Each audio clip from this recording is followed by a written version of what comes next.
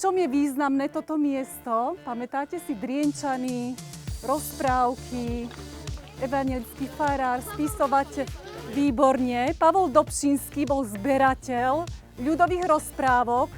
Vďaka nemu sa zachovali tieto staré rozprávky, ktoré kedysi rozprávali len starí ľudia svojim deťom. No a Pavol Dobšinský tu žil dosť dlho.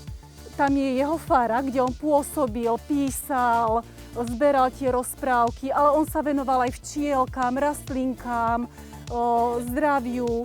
Potom tu je kostol, kde Dobšinský, ale aj iní farári kázali o kresťanstve.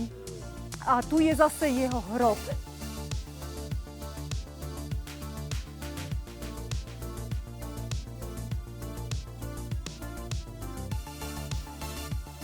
My sme sa zastavili pri týchto veľkých starých stromoch. Práve tieto staré stromy s dutinami, s odumretými časťami toho dreva sú vzácne pre krajinu. Sú vzácne svojimi dutinami, pretože poskytujú tie dutiny skrýšu pre vtáčikov, pre drobné cicavce, pre netopiere, pre divé včely.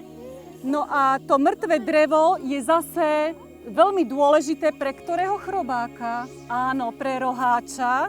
Tento roháč, čo myslíte, koľko žije potom takýto dospelý? 3-4 týždne, keď tá larva má málo potravy, že je málo odumretého dreva. Tak jej sa nedarí, je menšia a potom aj ten roháč, ktorý sa vyvinie z toho, tak je potom tiež menší.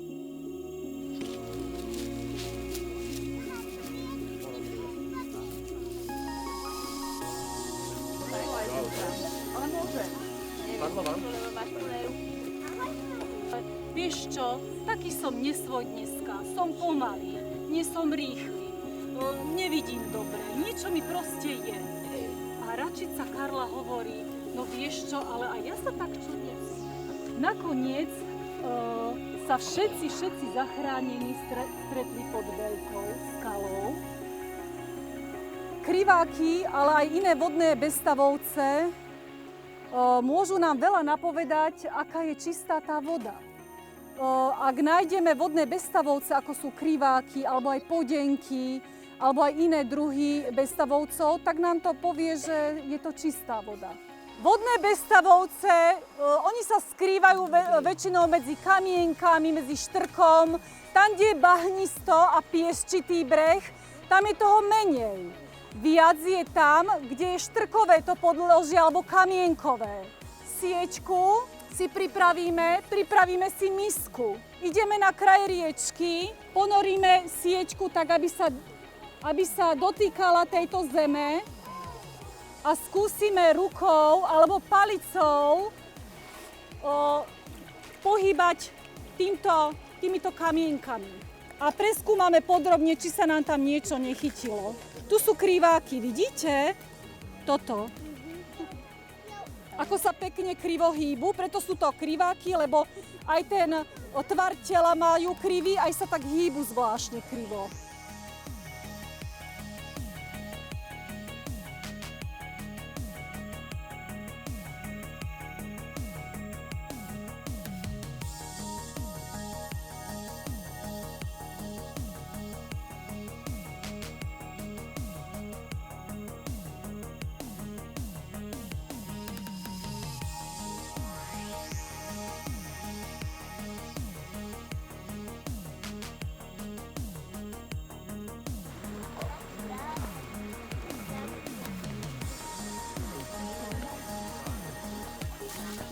Keď som išla pod prokec, tak som sa bál, mal som iba 5 Paprade sú vlastne trošku iné rastliny.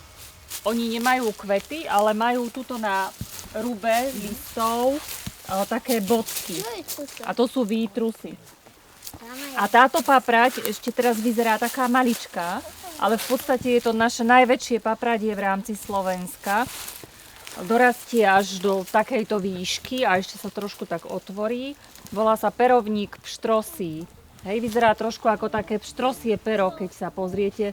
Teraz je ešte aj taký jemnučký a už potom po čase tie listy mu tak spevnejú.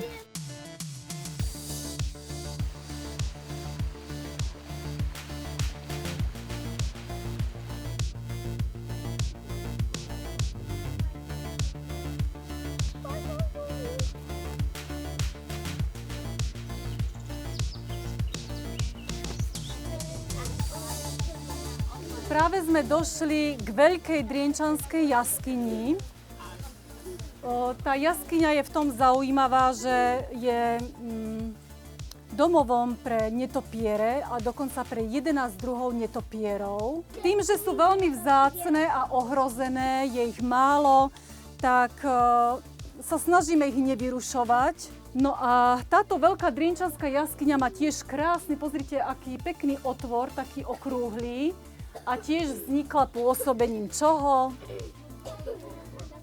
Áno, vody, tiež podzemného vodného toku. Ono vzadu, keď trošku prejdeme touto chodbou, tak je veľká sála, niekoľko metrová vysoká. Na tom strope vlastne visia netopiere. Tá jaskyňa sa potom ešte rozvetvuje na dve chodby, ktoré sú už také, že musíte ísť štvornožky. A ona je dlhá, môže do 50 metrov a potom končí. Nad nami je ešte krasová prepadlina, pretože časť jaskyne sa prepadla, jedna takáto sála vzadu sa prepadla a tam vidíme takúto jaskyne, také krasové prepadlisko.